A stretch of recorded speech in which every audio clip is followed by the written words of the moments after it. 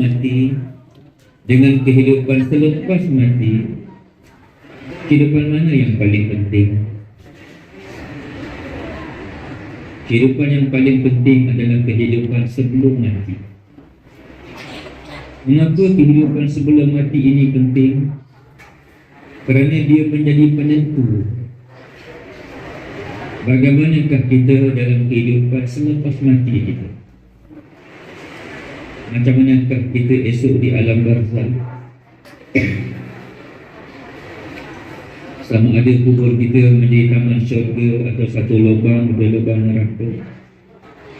Ianya berkadar terus dengan bagaimanakah kehidupan kita sewaktu kita hidup dekat dunia. Macam manakah kita esok di padang mahsyar? Adakah kita berada di atas mimbar yang bercahaya di bawah naungan arasy yang indah? Atau kita berada di bawah mentari yang sejengkal dan kita lemas berenang dalam peluk kita sendiri?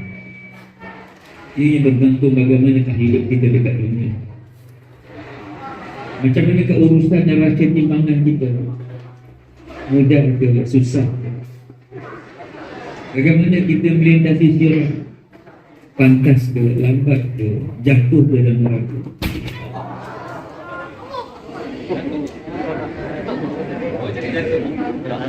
Datang surga kan kita? Neraka kan kita, tuan-tuan? Ianya berkadar terus dengan bagaimanakah kehidupan kita sewaktu kita hidup di atas dunia. Kalau padi yang kita tanam, padilah yang kita akan tuai. Kalau lalang yang kita biarkan, maka lalanglah yang kita akan. Sebab itu penting untuk kita melihat bahawa peringatan Hari Besar Islam yang kita adakan ini not just for the sake of program.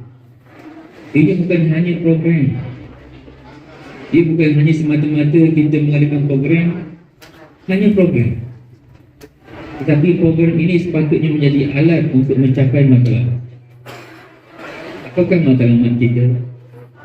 Dengan kita memperingati Hari Besar Islam dalam konteks kita pada pagi ini, Maulid Rasul, ianya sepatutnya menjadi asbab untuk kita dapat mempertingkatkan iman dan amal kita.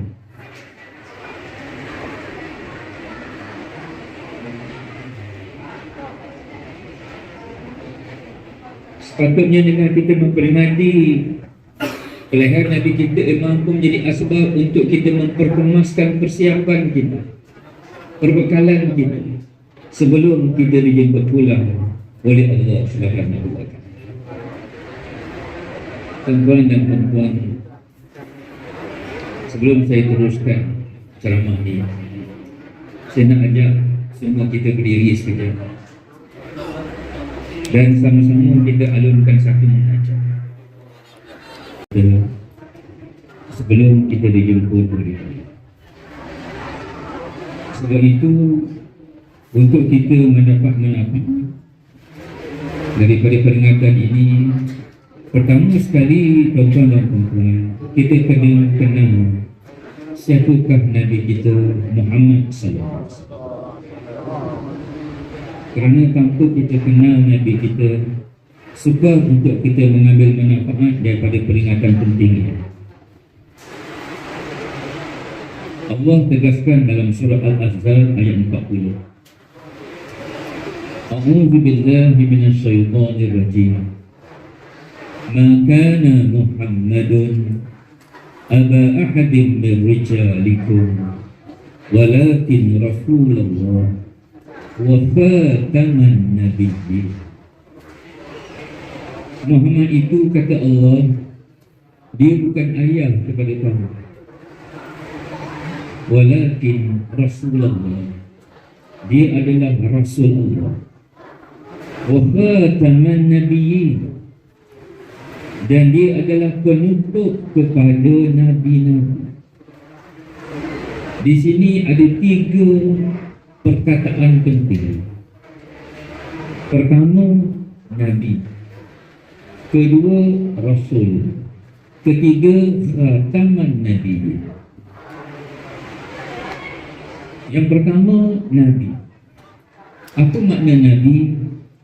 Nabi adalah satu orang lelaki yang padanya Allah beri wahyu, tetapi wahyu itu hanya untuk dirinya sahaja.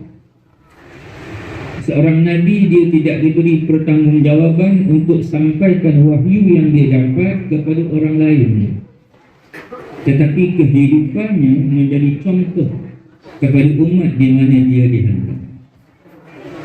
Rasul, dia seorang lelaki, padanya Allah beri wahyu, tetapi wahyu itu bukan untuk dirinya sahaja. Seorang Rasul perlu sampaikan wahyu yang dia dapat kepada orang lain. Muhammad sallallahu alaihi wasallam adalah Nabi dan juga Rasul, tetapi Rasulullah SAW dia berbeza dengan seluruh Rasul-Rasul yang lain. Mengapa? Sebab Allah letakkan dalam ayat tadi di hujungnya wa khataman nabiyyin. Nabi kita adalah khataman nabiyyin, maknanya Nabi penutup. Sebagai Nabi penutup, baginda juga adalah Rasul penutup. Tak boleh jadi Rasul tanpa jadi Nabi terlebih dahulu. Tak boleh jadi Rasul tanpa menjadi Nabi terlebih dahulu. So, bila Allah kata Muhammad khataman nabiyyin, Muhammad Nabi terakhir, maknanya dia juga Rasul terakhir. Sebagai Rasul terakhir, ada 3 perbezaan besar antara Nabi kita Muhammad sallallahu alaihi wasallam dengan seluruh Rasul-Rasul yang lain. Pertama, seluruh Rasul yang lain Allah hantar for certain people only. Maknanya untuk kelompok-kelompok manusia tertentu saja. Ada Rasul dihantar kepada kaum Sabak, maka dia punya fokus kaum Sabak saja, dia tak perlu fikir kaum lain.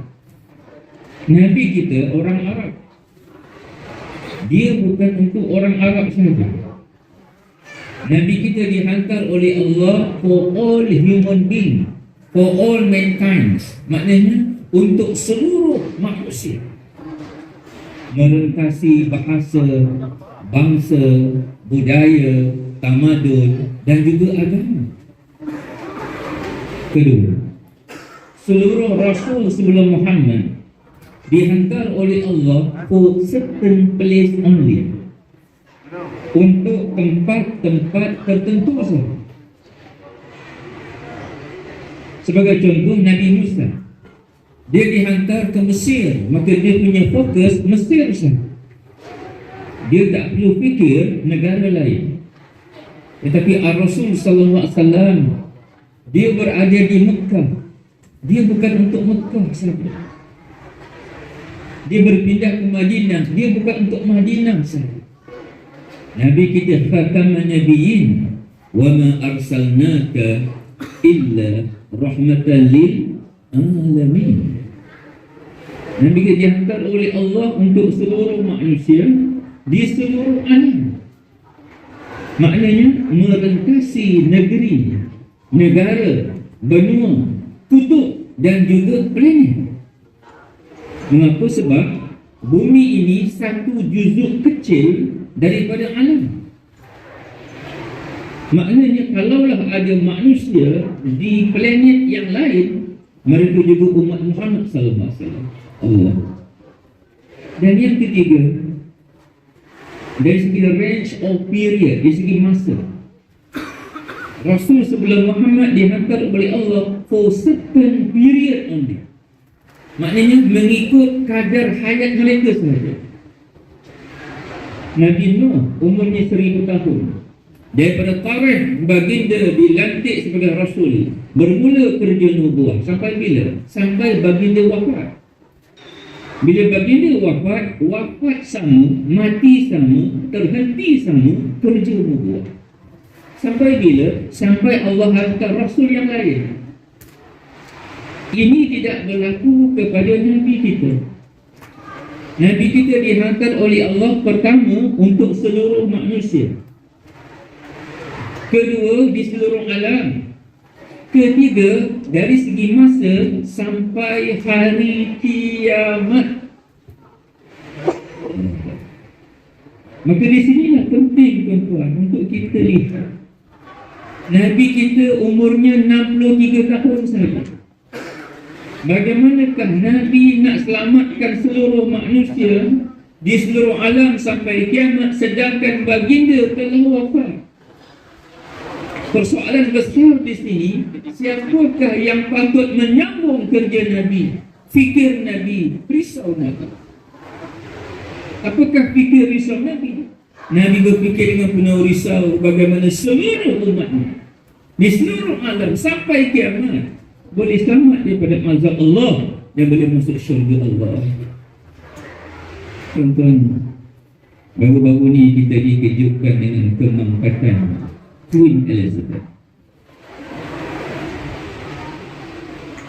seorang queen, seorang maharani yang memerintah sebuah negara yang hebat, bala tentera yang hebat, singgahsana yang hebat, kaum kerabat yang hebat, tapi dia juga tak dapat lari daripada kematian, dan matinya tanpa iman, matinya tanpa Islam. Satu masa Nabi SAW duduk dengan sahabat, tiba-tiba lalu segerombolan orang-orang Yahudi yang mengusung keranda sahabatnya yang telah meninggal dunia. Nabi melihat daripada kejauhan. Nabi sedih, meleleh air mata Nabi, basah janggut Nabi dengan air mata. Sahabat berkata, ya Rasulullah, kenapa kamu sedih? Yang mati itu bukan orang Islam, yang mati itu orang Yahudi, kafir lagi. Kata Nabi sallallahu alaihi wasallam, betul, tapi dia juga umatku. Satu lagi umatku telah mati tanpa iman, satu lagi umatku telah mati tanpa Islam. Mereka yang mati tanpa iman, mereka yang mati tanpa Islam akan kekal dalam neraka. Aku lambat jumpa dia. Tuan-tuan, inilah fikiran kita di tanah Melayu ni, tuan. Bagaimana datuk nenek kita dapat Islam? Para miswara Raja Melaka yang pertama Hindu, tuan. Maknanya Rasulullah telah menggerakkan gerak kerja yang begitu strategik untuk bagaimana walaupun Nabi tak sampai ke Nusantara, walaupun Rasulullah tak sampai ke Amerika, ke China, ke kutub, tetapi kita Islam telah sampai ke hujung-hujung dunia. Kenapa? Kerana Rasulullah telah fahamkan kepada sahabat umat yang awal bahawa mereka bertanggungjawab untuk sambung kerja Nabi, fikir Nabi, risau. Hari ini bila kita tanya kepada umat Islam, what is your primary duty as a Muslim? Apakah tugas anda sebagai seorang Islam? Rata-rata umat Islam menjawab, tugas kami adalah beribadat kepada Allah. Ustaz. Dan ayat yang dijadikan dalil untuk menguatkan hujah ini, ayat yang berbunyi, wa ma khalaqtu jinna wal insa illa liya'budun. Tidak aku jadikan jin dan manusia kecuali untuk beribadat kepada aku. Ayat ini dijadikan sebagai nas, sebagai hujah untuk mengatakan tugas kita beribadat kepada Allah. Dan ini satu kekeliruan besar yang sedang melanda umat yang perlu kita perbetulkan semula. Di mana titik kekeliruan? Pada perkataan insa. Allah kata, wa ma khalaqtu jinna wal insa. Allah tak kata, wa ma khalaqtu jinna wal muslim. Allah kata, wa ma khalaqtu jinna wal insa. Tidak aku jadikan jin dan manusia, melainkan untuk beribadat kepada aku. Maknanya tugas untuk beribadah Allah amkan kepada seluruh manusia. Siapakah manusia, tuan-tuan? Bukan kita saja. Orang yang tinggal di kutub yang kita panggil orang Eskimo, mereka juga manusia, tuan-tuan. Mereka juga Allah jadikan untuk beribadat kepada Allah. Orang yang tinggal dalam hutan yang kita panggil orang asli, mereka juga manusia. Mereka juga Allah jadikan untuk beribadat kepada Allah.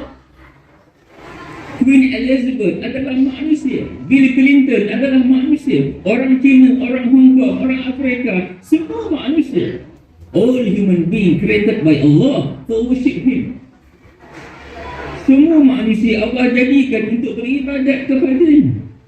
Ini yang Allah tegaskan. A'udzu billahi minasy syaithanir rajim. Ya ayuhan nas, u'budu rabbakum alladhi khalaqakum wallazina min qablikum la'allakum tattaqun. Allah kata ya ayuhan nas. Allah tak kata ya ayuhan muslimun. Tak. Allah kata ya ayuhan nas, wahai manusia, beribadatlah kepada Tuhan yang telah menjadikan kamu. Tuan-tuan, Quran untuk siapa, tuan-tuan? Syahrul Ramadan alladhi unzila fihi al-Quran hudan linnas. Allah tak kata hudan lil muslim kan? Hudan linnas. Quran ini untuk manusia, tuan-tuan. Antara Allah dengan manusia, dulu ada Muhammad sallallahu alaihi wasallam. Antara Islam dengan manusia, dulu ada Muhammad. Antara Quran dengan manusia, dulu ada Muhammad. Sekarang antara Allah dengan manusia, tak ada Muhammad lagi. Antara Quran dengan manusia, tak ada Rasulullah lagi. Siapa yang perlu menyambung kerja Nabi ini?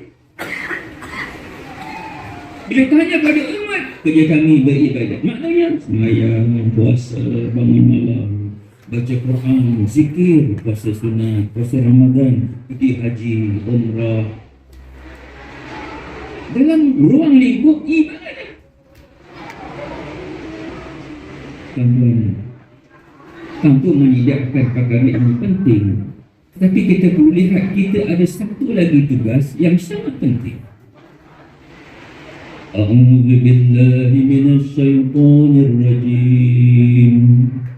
Ya ayyuhallazina amanu ittaqullaha haqqa tuqatih wa la tamutunna illa wa antum muslimun. Wahai orang-orang yang beriman, bertakwalah kamu kepada Allah dengan sebenar-benar takwa. Wala tamutunna illa wa antum muslimun. Jangan kamu mati melainkan kamu seorang Islam yang sebenarnya. Setiap kali kita salat, dalam doa iftitah, di hujungnya kita ulang ikrar kita, wa ana minal muslim. Dan aku ini orang Islam. Tetapi apakah tugas kita sebagai seorang Islam? Untuk melayakkan kita berkata, aku ini orang Islam, Allah tegaskan dalam Quran, A'udzu billahi minasy syaithanir rajim. Wa man ahsanu qawlan mimman da'a ila Allah wa 'amila shalihan wa qala innani minal muslimin. Untuk boleh kita berkata innani minal muslimin, sesungguhnya aku ini orang Islam, ada dua perkara yang kita kena sempurnakan. Pertama, wa man ahsanu qawlan mimman da'a ila Allah. Siapakah perkataannya, kata Allah, yang lebih baik dari mereka yang ad'u ila Allah, mengajak manusia kepada Allah, menyambung kerja Nabi, fikir Nabi, risau Nabi. Ini yang dipanggil dakwah. Hari ini tuan-tuan, nak sebut word dakwah ni pun macam salah, macam janggal, macam tak betul, tuan-tuan. Dan kadang-kadang kita kaitkan word dakwah ni dengan kelompok-kelompok tertentu. Bila dakwah ini tabligh, bila dakwah ini akam, bila dakwah kita kaitkan dengan kumpulan-kumpulan tertentu.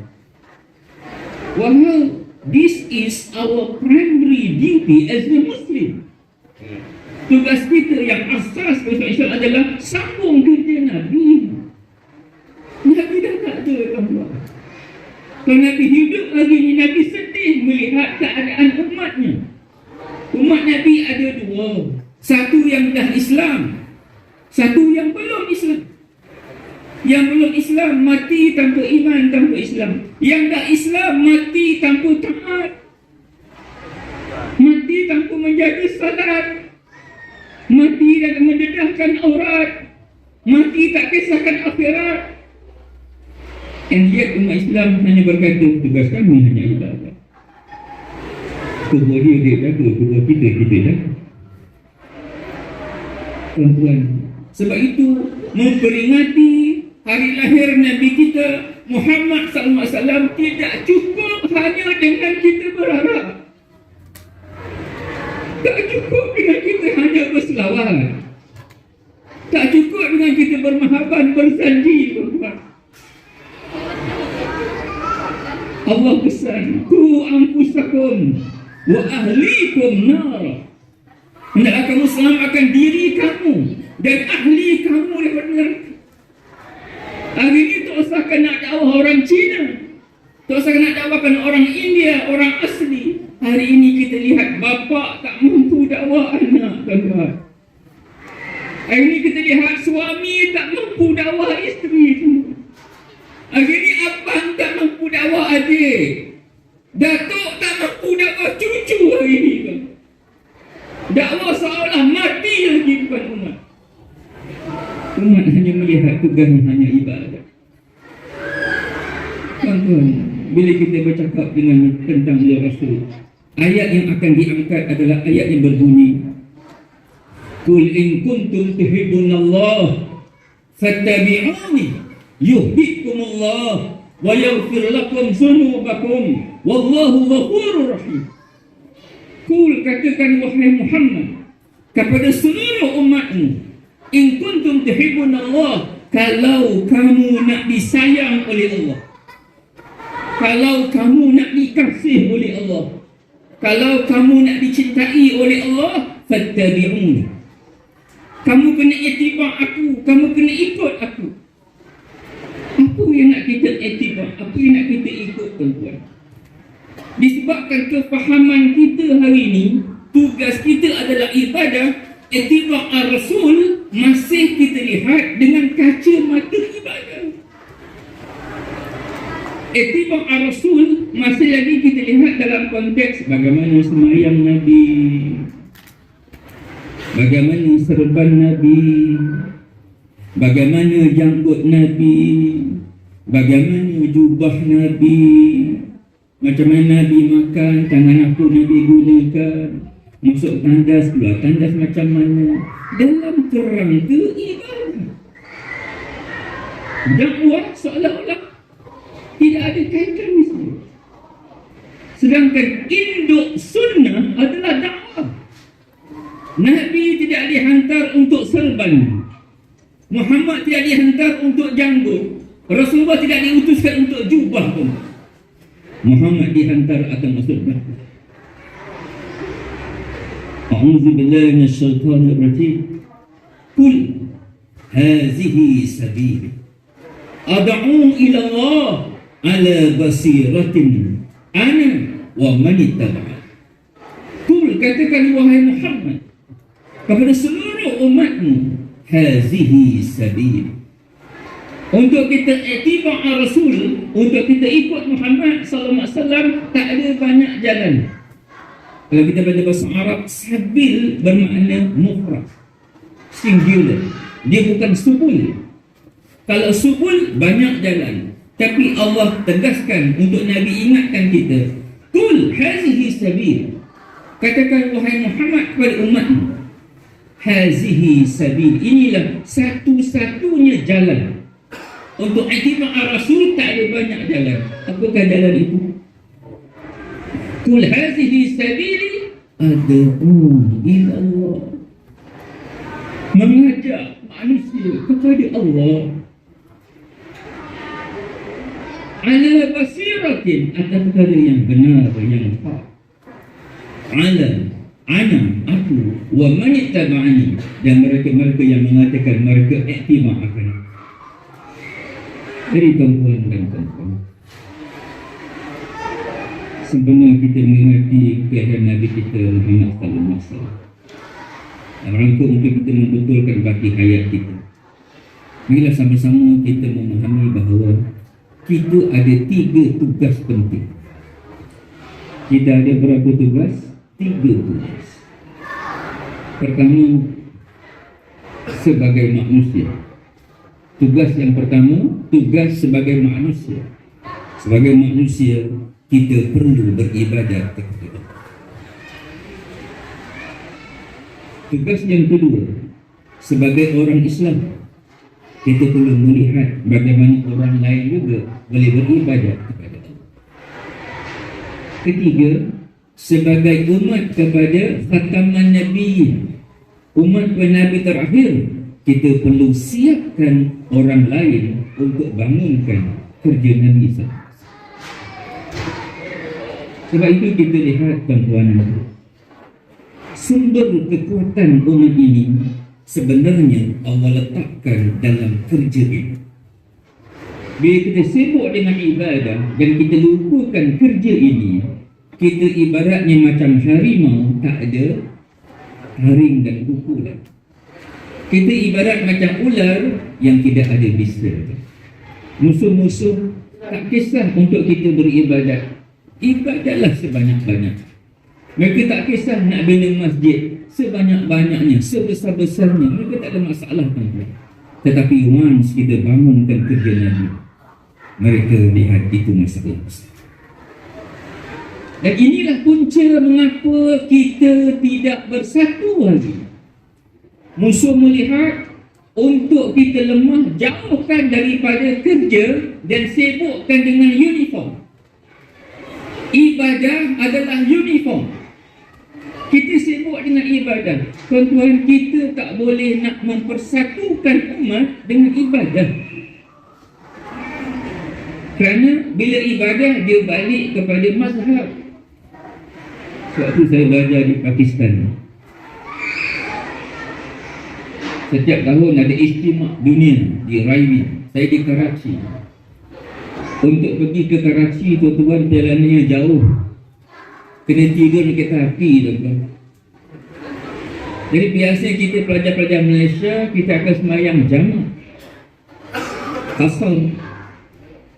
Orang Hanafi, dia tak ada jamak. Mereka hanya ada qasar. Kita mazhab Syafi'i, jamak ke, qasar ke, itu harus terulang, fleksibel. Bagi Hanafi, qasar itu wajib bila bermusafir. Jadi bila masuk waktu zuhur, contohnya, bila masuk waktu zuhur, kita akan sembahyang zuhur dan asar. Kita akan jamak.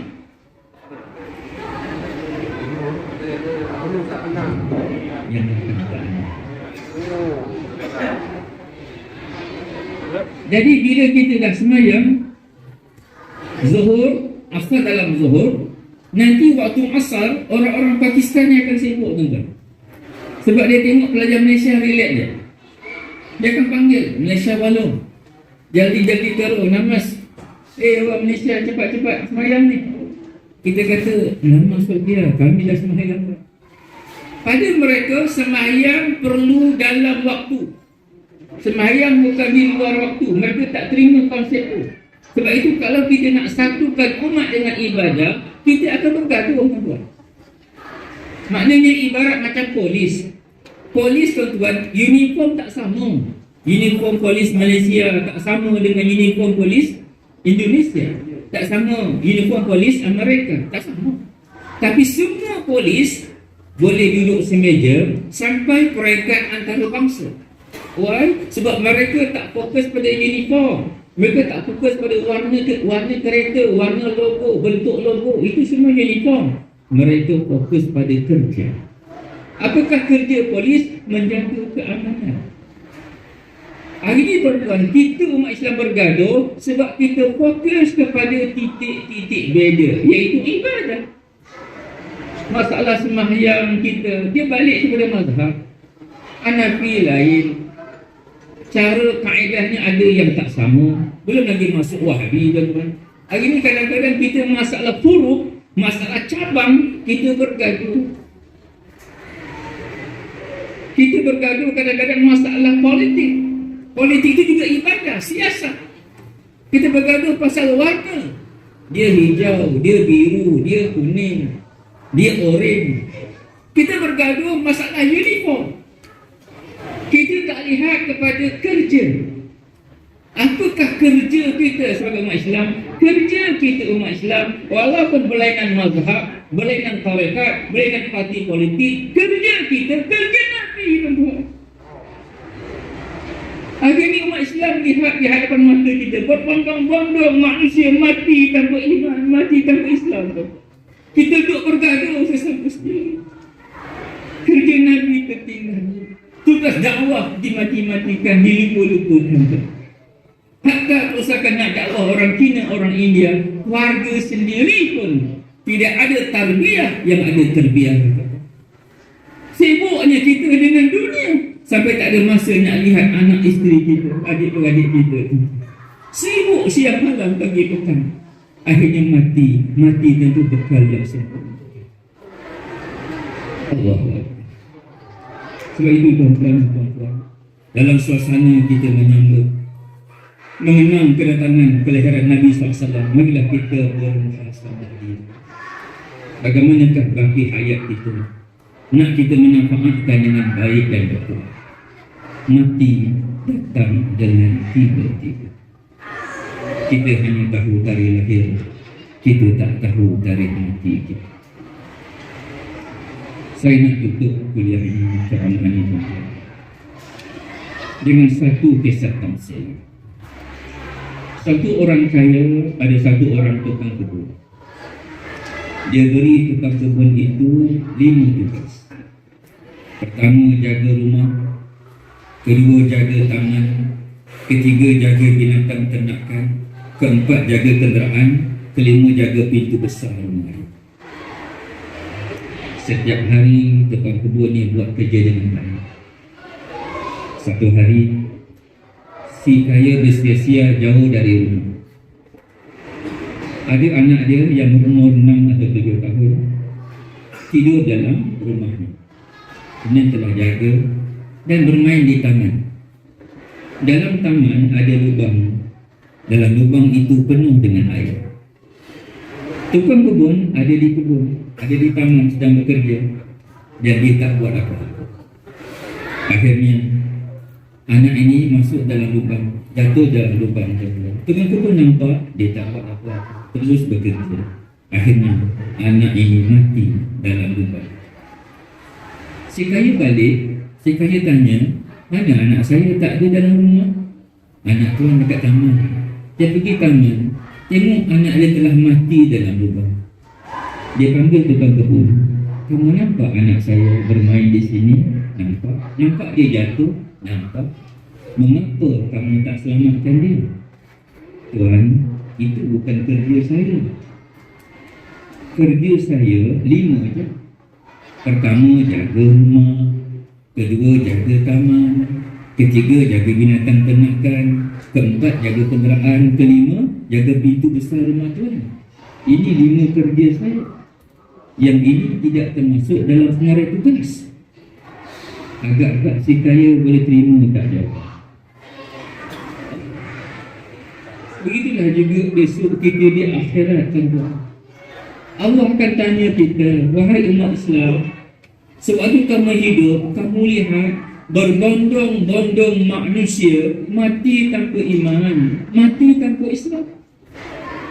Kamu lihat orang Islam tapi mati tanpa taat. Kenapa kamu tak selamatkan mereka? Bolehkah kita kata, oh Allah, itu bukan kerja saya. Kerja saya 5 je. Pertama, mengucap 2 kalimah syahadat. kedua sembahyang, ketiga puasa, empat zakat, lima haji. Ini lima kerja saya. Yang ini tak termasuk dalam senarai tugas saya. Agak-agak Allah boleh terima tak ada.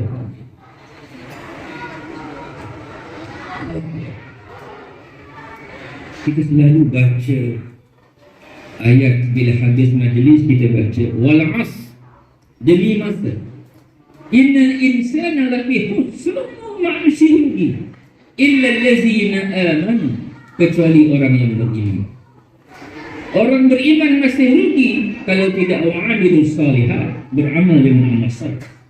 Beriman, beramal saleh masih rugi kalau tidak buat yang ketiga, wa tawassaw bil haqq. Ini adalah dakwah. Ingat mengingat, ajak mengajak, nasihat-nasihati, tegur menegur, amar ma'ruf, nahi munkar. Ini termasuk dalam wa tawassaw bil haqq. Nabi dah tak ada, tuan-tuan. Dan dalam rangka untuk kita menyambung kerja Nabi, Nabi tak ajar dengan cara sumpah serana, dengan cara memaki hamun, dengan kekerasan, dengan herdikan. Nabi tak ajar begitu. Apa itu dakwah? Dakwah adalah satu seni how to attract the heart of people. Dakwah adalah satu seni macam mana kita nak tawan hati manusia kepada Islam. Sebab itu dia perlu dilakukan dengan kasih sayang. Dia perlu dilakukan dengan wisdom, dengan bijaksana, bukan dengan maki hamun, bukan dengan tengking herdik, sumpah serana. Sebab itu kita kena yang keempat, wa tawassaw bis. Kerana fitrah kerja Rasulullah SAW ini, bahkan kerja Anbiya ini, mereka bila bangunkan kerja nubuah, mereka akan berharapan dengan berbagai bentuk difficulties, mehnah, tribulasi yang perlu kepada kesabaran. Sebab itu tuan-tuan, marilah kita siapkan diri kita sebagai umat Muhammad yang sebenar. Kita masih hidup, alhamdulillah. Mari kita perkasakan ubudiyah kita, kedudukan kita kepada Allah, dan kita perkemaskan kerja kita sebagai penyambung kerja Nabi SAW. Kita adalah abid, kita adalah taat. Sebab itu kita diiktiraf oleh Allah sebagai kuntum khaira ummah, you are the best ummah ukhrijat lin-nas. Kerana abid dan taat. Besok Allah haramkan syurga kepada umat-umat Rasul terdahulu sebelum umat ini masuk syurga. Kerana umat Rasul terdahulu kerja mereka hanyalah abid saja. Tapi kita abid dan taat. Sebab itu untuk mengekalkan kasih sayang Allah kepada kita, kejayaan harkat martabat umat ini, Allah letakkan bila kita sempurnakan kedua-dua. Tuan-tuan, hakikatnya di mana kita berada, Allah hantar kita di sini. Datuk kita, Allah hantar dia dalam dunia politik. Maka jadikanlah dunia politik itu sebagai medan dakwah. Jadikan sasaran dakwah Datuk adalah bagi mereka yang berada di dunia politik. Gunakan pangkat, gunakan jawatan akan masuk dakwah. Orang yang minat dalam bidang nyanyian, silakan jadikan nyanyian itu media dakwah. Lahirkan lagu-lagu yang berbentuk keinsafan, masukkan lagu-lagu yang berbentuk kesedaran. Orang yang minat seni lakon, bukan mana tinggalkan lakon, jadikan seni lakon itu media dakwah. Zahirkan skrip-skrip cerita, zahirkan cerita-cerita yang membawa tema dakwah dan tarbiyah. Musuh-musuh kita merosakkan anak-anak kita antaranya dengan filem. Tapi kita tak ada alternatif untuk lawan filem-filem mereka. Maka mereka yang minat dalam perfilman, jadikan dunia perfilman sebagai medium dakwah. Maknanya tuan-tuan, dakwah ini adalah di mana kita berada. Saya dalam bidang training, maka saya melihat training adalah medium dakwah yang sangat berkesan untuk dimanfaatkan. Kita kira siapa kita sebagai ibu, sebagai ayah, kita adalah da'i Siapakah sasaran dakwah kita? Anak-anak, tuan-tuan. Anak-anak adalah maduk kita yang perlu kita lihat bagaimana untuk dia jadi cemerlang di dunia dan juga di akhirat. Lahirkan anak kita seorang doktor, engineer, arkitek, tapi pastikan mereka engineer yang bertakwa, arkitek yang soleh, doktor yang dekat dengan Allah. Ini hanya boleh berlaku dengan dakwah dan tarbiyah. Siapa yang nak mulakan? Ibu ayah. Guru-guru perlu melihat anak-anak murid adalah sasaran dakwah.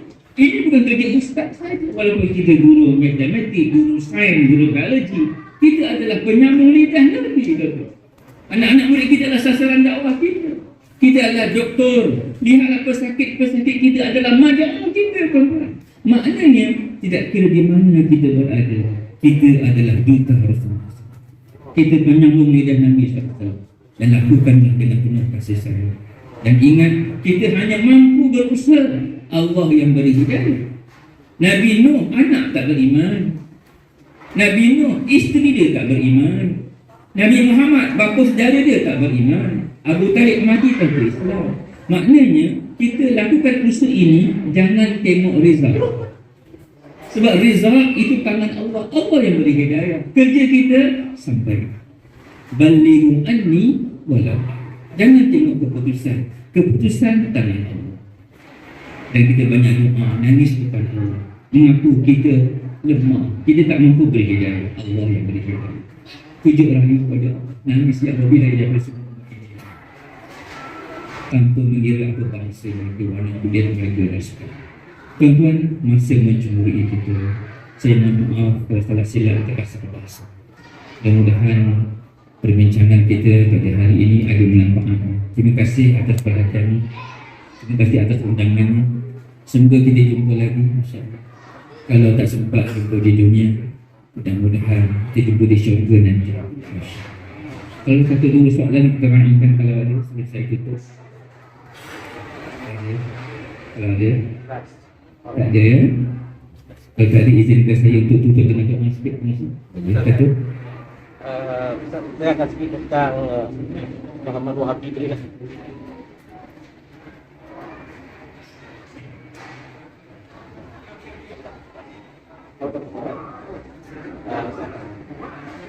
Kita melihat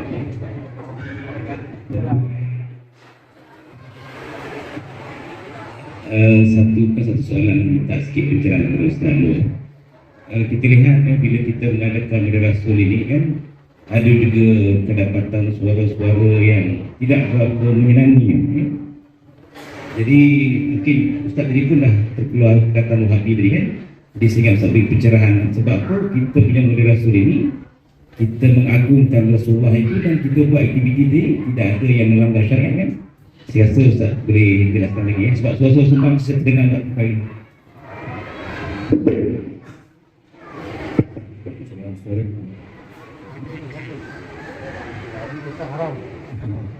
Baik, tuan-tuan, Ustaz Sabrah ni sahabat saya. Saya dulu pernah mengajar Guru Lapis tahun 80-an Ustaz. 80-an, lama tak jumpa. Baik, tuan-tuan dan puan-puan, dia beginilah. Memang apa yang Nabi tidak lakukan itu dipanggil bid'ah. Dalam kita, bagi kita yang beriktikad dengan Al-Quran Ahlussunnah wal Jamaah, maksudnya mazhab kita jelas Syafi'i. Dari segi tauhid jelas kita berpegang kepada Abu Hasan Asy'ari, Abu Mansur Maturidi. Dari segi tasawuf jelas kita berpegang kepada Imam Ghazali. Jadi bagi kita bid'ah itu ada dua, bid'ah hasanah, bid'ah dalah. Bid'ah maknanya apa yang Nabi tak buat. Jadi apa yang Nabi tak buat, bagi kawan-kawan kita, sahabat-sahabat kita di kelompok Wahabi ini, mereka mengaku semua bid'ah adalah dalalah, semua bid'ah sesat. Jadi mereka tak ada konsep bid'ah hasanah. Tapi bagi kita bid'ah ada dua, bid'ah yang dalalah, yang sesat, dan bid'ah yang hasanah, bid'ah yang baik. Maknanya bid'ah yang baik itu bid'ah yang tak macam saya cakap tadi lah, tidak bertentangan dengan ruh Quran dan hadis, tidak bertentangan dengan syariat. Sebab itu kita lihat contoh tuan-tuan paling mudah lah Quran. Zaman Nabi tak ada Quran yang dalam bentuk sekarang ni. Adakah itu bid'ah?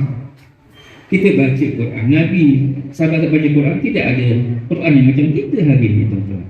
Ditulis pada pokok, ditulis pada kulit-kulit binatang dan sebagainya. Tapi hari ni Quran kita ni memanglah bid'ah, tapi bid'ah hasanah kan.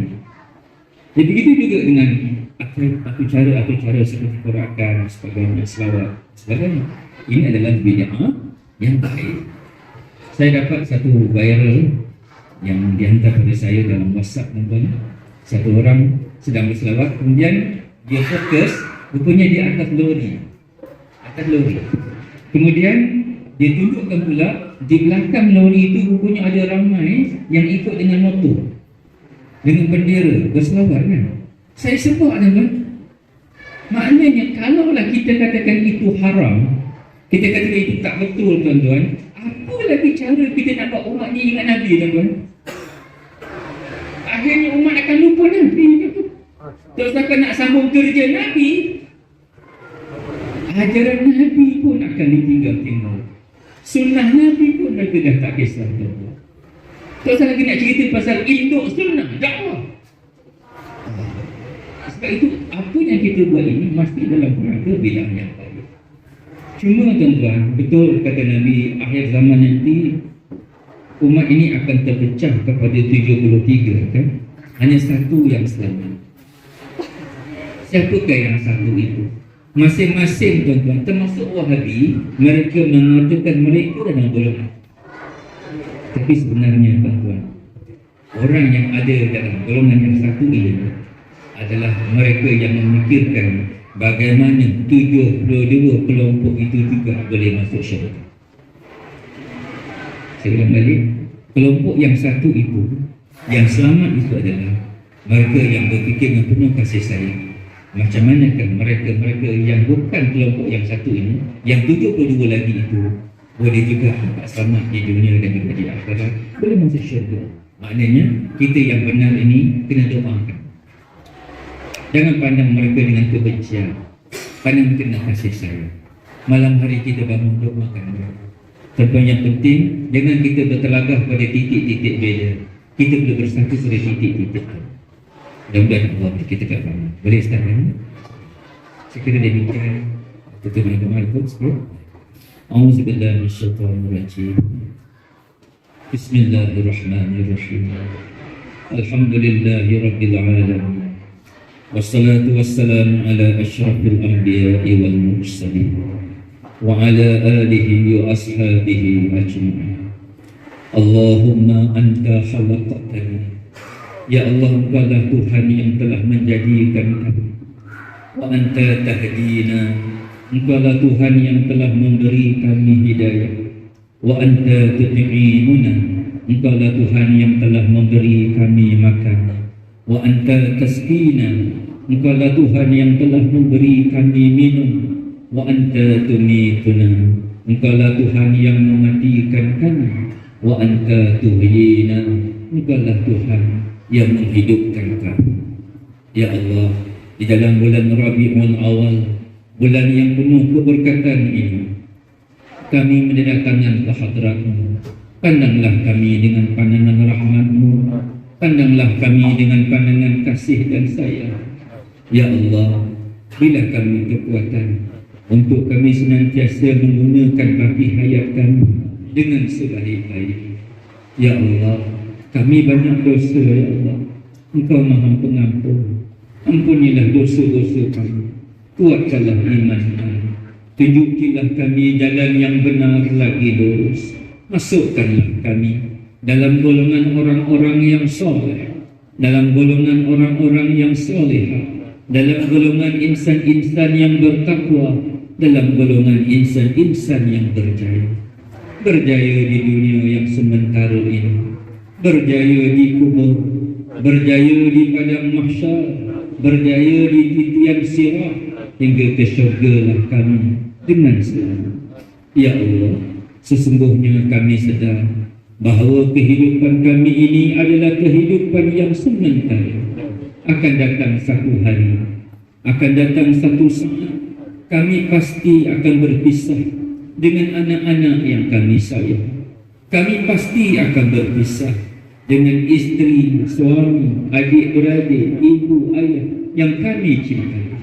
Kami sedar satu hari nanti kami pasti akan dimandikan orang. Kami pasti akan dikafankan orang. Kami pasti akan disembahyangkan orang. Kami pasti akan diusung ke tanah perkuburan. Kami pasti akan ditinggalkan di dalam tanah tanpa teman, tanpa kawan. Tetapi amat kurang bekal kami, ya Allah. Amat kurang persiapan kami. Ampunilah segala kealpaan kami. Ampunilah segala kelalaian kami. Berilah kekuatan kepada kami agar kami mampu menggunakan sisa-sisa umur kami, saki baki hayat kami yang masih ada ini dengan sebaik-baiknya, mentaati seluruh perintah, menjauhi seluruh larangan. Hidupkanlah kami dalam taat, matikanlah kami dalam taat. Hidupkanlah kami dengan iman, Islam dan ihsan. Matikanlah kami dalam iman, Islam dan ihsan.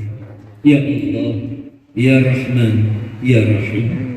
Kami semua ada ibu, kami semua ada ayah.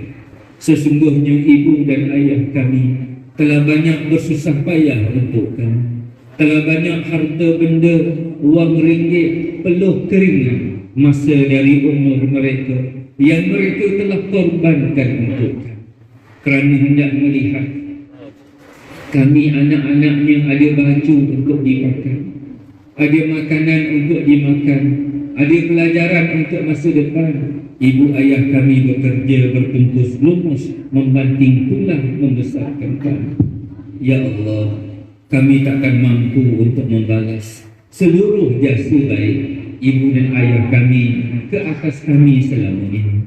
Engkau terimalah itu sebagai ibadah mereka. Engkau terimalah itu sebagai amal soleh mereka yang Engkau terima dengan sebaik-baik penerimaan, dan Kau ganjarilah mereka dengan sebaik-baik ganjaran. Ya Allah, kasihanilah ibu dan ayah kami sebagaimana mereka telah mengasihani kami, mendidik dan mengasuh kami sejak kami dari kecil lagi. Ampunilah dosa kedua ibu dan ayah kami. Bahagiakanlah kehidupan ibu dan ayah kami di dunia yang sementara ini, di kubur mahsyar dan sirat, hingga ke syurgalah ibu dan ayah kami dengan selamat. Ya Allah, permintaan yang sama kami pohonkan untuk anak-anak kami, isteri kami, suami kami, adik-beradik kami, ibu mertua, bapa mertua kami, rakan-rakan kami, guru-guru kami, sanak saudara kami, datuk nenek kami, jiran-jiran kami, ahli fariah kami, para pemimpin kami, para pimpinan kami, para ulama kami, seterusnya umat Islam yang lain, wa'imah yang masih hidup maupun yang telah mati. Ya Allah, kepada mereka yang telah pergi dahulu daripada kami, khususnya dari kalangan kaum kerabat kami yang jauh apatah lagi yang dekat, guru-guru yang pernah mendidik kami, kawan-kawan yang pernah susah dan senang dengan kami, tidak ketinggalan kepada seluruh umat Islam yang lain yang telah mendahului kami menghadapmu. Mohon apalah kiranya, ya Allah, Engkau letakkanlah roh-roh mereka di kalangan orang-orang yang Engkau kasih lagi sayang. Engkau luaskanlah kubur mereka seluas saujana mata memandang. Engkau jadikanlah kubur-kubur mereka satu taman daripada taman-taman syurga. Engkau ampunilah dosa-dosa mereka. Engkau permudahkanlah urusan akhirat mereka. Allah maghfir lahum warhamhum wa'afihim wa'fu anhum. Bagi kami yang masih hidup ini, kami sedar kami sedang menunggu giliran untuk kami kembali kepadamu. Kami hanya mengetahui tarikh lahir kami, kami tidak tahu tarikh mati kami. Kami hulur tangan kami kepadamu, ya Allah. Pimpinlah kami, pandulah kami, bimbinglah kami, didiklah kami, agar kami senantiasa berada di bawah naungan hidayah. Kiranya Kiranya telah sampai saat ajal kami, matikanlah kami dalam husnul khatimah, jangan matikan kami dalam su'ul khatimah. Ya Allah, kami tak pandai berdoa.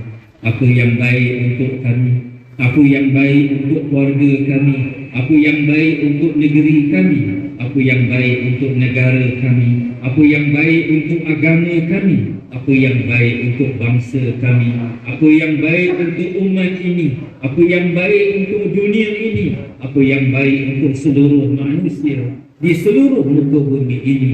Itu yang kami minta daripada.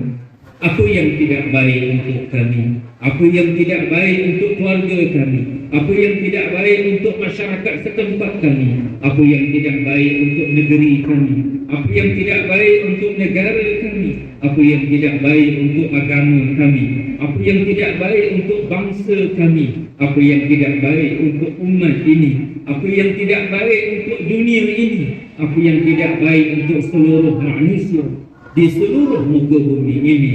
Itu yang kami minta kau jauhkan daripada kami. Ya Allah, kabulkanlah segala harapan-harapan kami, segala cita-cita kami, dan segala kehendak-kehendak kami. Allahumma aghnina bil ilm. Ya Allah, kayakanlah kami dengan ilmu. Wa zayyinna bil ilmi. Hiasilah kami dengan adab dipakati yang baik. Wa akrimna bil taqwa. Muliakanlah kami dengan takwa. Wa jamilna bil afiyah. Cantikkanlah kami dengan kesihatan yang baik. Rabbana atina fid dunya hasanah. Ya Allah, kurniakanlah kepada kami kehidupan yang baik di dunia ini, kehidupan yang dengannya kami bertambah dekat denganmu, bukan bertambah jauh daripadamu. Wa fil akhirati hasanah, dan kehidupan yang baik di akhirat nanti. Wa qina azabannar, dan jauhilah kami daripada azab api neraka-Mu pedih. Rabbana taqabbal minna du'aana innaka antas samiul alim. Walhamdulillah.